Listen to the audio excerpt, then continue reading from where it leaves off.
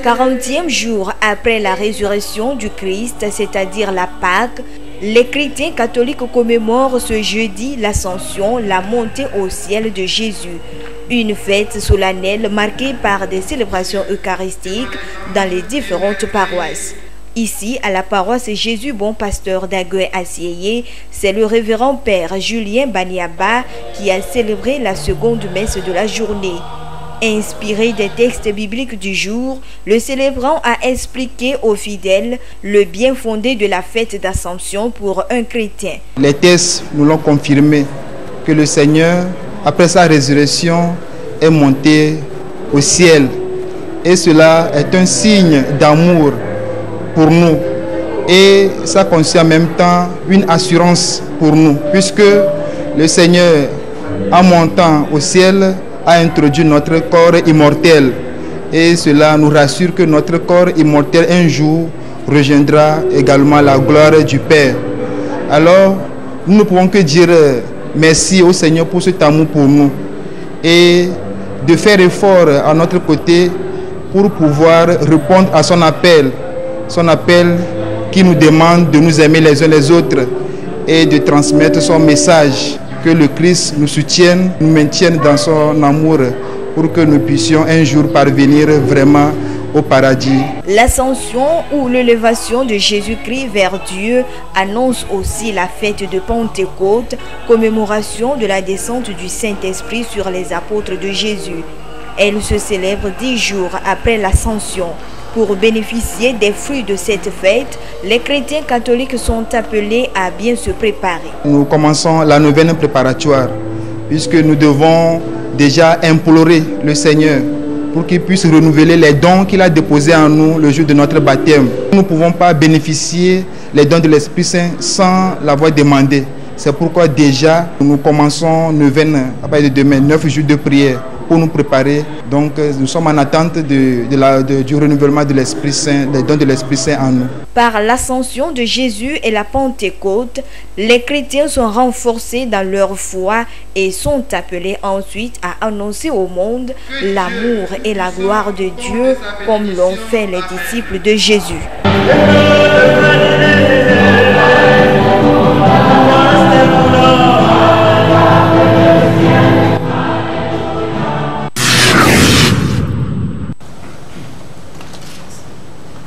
Les députés à l'Assemblée nationale ont tenu mardi la 9e séance plénière de la première session ordinaire de l'année 2022. Il a été soumis à leur étude 2 projets de loi, le premier modifiant la loi relative au code électoral et le deuxième portant charte des partis politiques. La séance a été présidée par la présidente de l'institution, Yawa Djigbori Tchegan, en présence des commissaires du gouvernement. S'agissant du projet de loi portant charte des partis politiques, plusieurs modifications ont été apportées au texte conformément aux recommandations formulées lors de la concertation nationale entre acteurs politiques CENAP. La création des partis politiques par des Togolais d'origine. L'augmentation du nombre de membres fondateurs d'un parti politique en vue d'une meilleure représentativité de cette dernière sur le plan national. Les modalités d'attribution de l'aide financière de l'État aux partis politiques. L'obligation aux partis politiques de disposer d'un siège et d'une adresse. De tenir au moins un congrès tous les 5 ans. De rendre compte en matière de gestion financière à la Cour des comptes. La modification de ces lois vient de la volonté du gouvernement d'améliorer le processus électoral et d'assainir l'environnement politique au Togo. Les différents groupes parlementaires ont salué cette démarche qui permettra de consolider la démocratie et l'état de droit dans le pays. Le vote du code électoral va définitivement ouvrir la voie à une organisation réussie des élections régionales, alors que celui sur la charte des partis politiques va revitaliser l'exercice des activités politiques de notre pays. Le texte institue de nouveaux leviers et outils juridiques efficaces qui permettront aux acteurs politiques de mieux s'organiser et de rendre compte et à l'État de mieux les accompagner. S'agissant du projet de loi relatif au code électoral, je tiens à faire 2 précisions La première est relative à la définition et à la précision de la circonscription électorale régionale et la seconde, corollaire de la première, met en exergue la représentativité. Ainsi, en retenant la préfecture comme circonscription électorale régionale, le projet de loi a le mérite de régler la question de la représentativité locale qui reste le cœur de la décentralisation. C'est à l'unanimité des députés présents à cette séance que les deux projets de loi ont été adoptés. Par ce vote, la représentation nationale a permis de déclencher la phase préparatoire pour les élections régionales, selon le ministre d'État chargé de la décentralisation. Le gouvernement va, dans les prochains jours, prendre le décret qui va faire la répartition des conseillers régionaux par circonscription électorale et la circonscription électorale est à la préfecture. Donc ce sera la répartition par préfecture. Et cela va permettre donc à la CENI d'entrer dans le vif du sujet en ce qui concerne la préparation des élections régionales.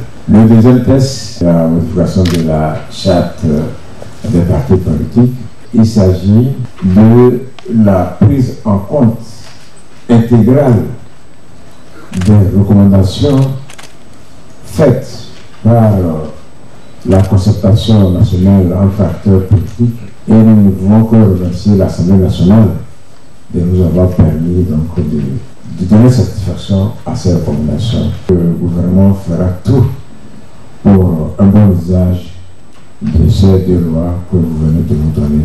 La présidente de l'Assemblée nationale s'est réjouie de la participation active des élus du peuple présents à cette séance.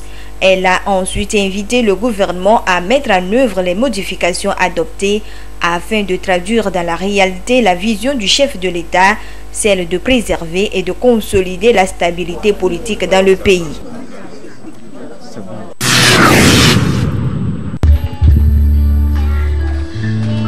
C'est dans une atmosphère pleine d'émotions que la nation tout entière ainsi que les forces armées togolaises ont rendu un dernier hommage aux 8 soldats qui ont perdu la vie dans l'attaque djihadiste survenue à Kpekpakandi dans le Pendjal dans la nuit du 10 au 11 mai dernier.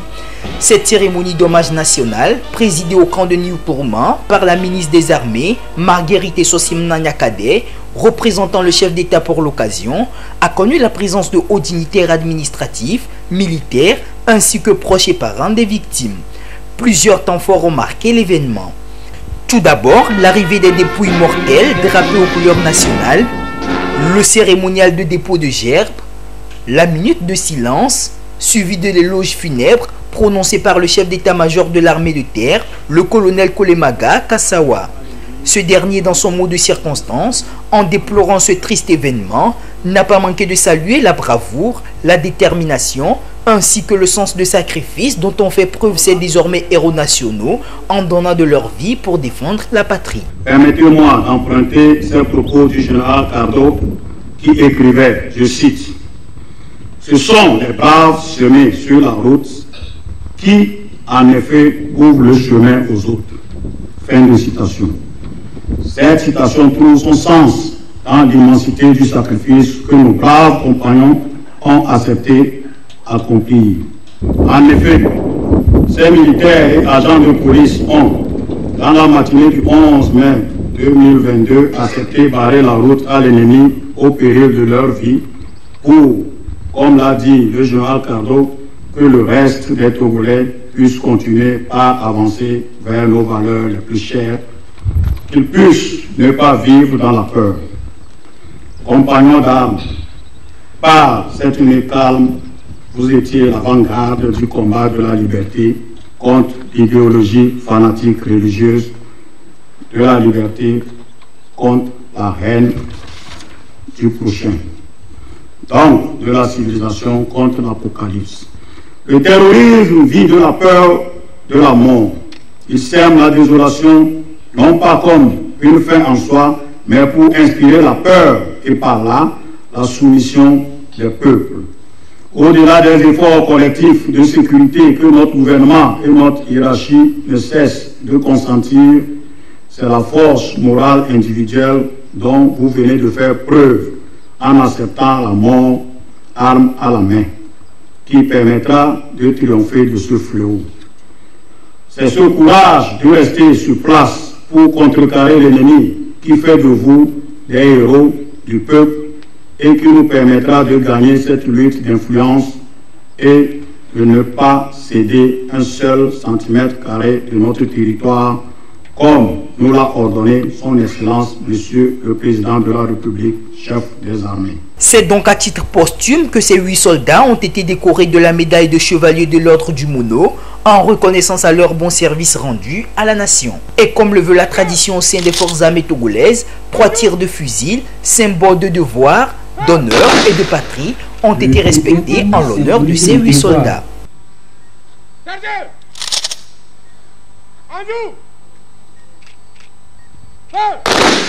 Le deuxième coup symbolise l'honneur.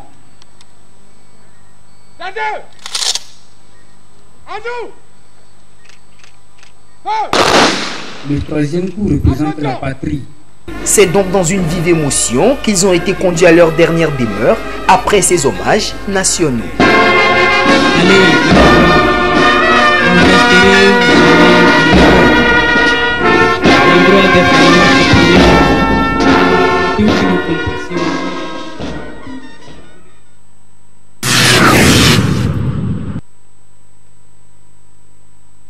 La durée normale du sommeil pour les enfants, surtout les nouveaux-nés en général, la durée du sommeil tourne autour de 11h, 12h. Pour le petit enfant, autour de 10h. Pour l'adolescent, autour de 9h. Et pour l'adulte jeune, c'est 8 heures de sommeil. Mais pour la personne âgée, souvent 10 à 11 heures également. C'est la durée du sommeil par tranche d'âge, expliquée ici par le chef du service de neurologie du CHU, Sylvanus Olympio. Malheureusement, elles sont nombreuses ces personnes qui ne parviennent pas à respecter cette durée. Elles dorment moins par rapport à la normale. L'on parle ici de l'insomnie. L'insomnie, ce trouble du sommeil, est lié à plusieurs facteurs, résumés en 2 grands groupes. L'insomnie, c'est une diminution du sommeil en qualité et en quantité, de manière à ce que ça perturbe le sommeil réparateur. Il y a 2 grands groupes de facteurs. Le premier groupe, ce sont des maladies d'ordre psychologique. L'anxiété, le stress, certaines maladies psychiatriques qui vont entraîner une insomnie le plus souvent. Et le deuxième groupe, c'est souvent lié à certaines maladies organiques. Notamment, vous savez que vous êtes malade, vous avez une maladie qui donne la douleur. C'est difficile pour vous d'accepter cette maladie. Ça vous stresse également. Et donc, cela va amener à développer une insomnie. Et lorsque des mesures idoines ne sont pas prises, l'insomniaque s'expose à des complications. Des problèmes liés, les troubles de mémoire, surtout qui vont perturber la vie sociale, la vie relationnelle. Cela va entraîner des oublis, des troubles de la mémoire importants, l'irritabilité qui va perturber l'environnement. Mais lorsqu'on dort mal aussi, on est à risque de faire des accidents lorsqu'on conduit une moto ou bien un véhicule. Lorsqu'on ne dort pas bien, ça peut nous entraîner dans certaines maladies psychiatriques qu'on va décompenser. Avoir des difficultés à dormir n'est pas sans conséquences sur la vie de la personne. Pour prévenir cette anomalie, voici quelques conseils pratiques. Pour bien dormir, il faut éviter de se retrouver dans des situations qui entraînent le stress, l'angoisse. Il faudra éviter la consommation de boissons alcoolisées et de certaines boissons contenant des excitants comme le café. Et puis, il est également recommandé d'avoir une chambre bien positionnée, bien aérée, d'avoir une literie un lit bien fait avec un matelas qui est bien, et cela nous permet d'être à l'aise lorsqu'on est couché et de bien dormir, et surtout éviter qu'il y ait une pollution sonore tout autour de l'endroit où nous dormons. Éviter l'automédication en cas d'insomnie ou toute autre maladie et consulter son médecin au besoin pour éviter toute surprise désagréable.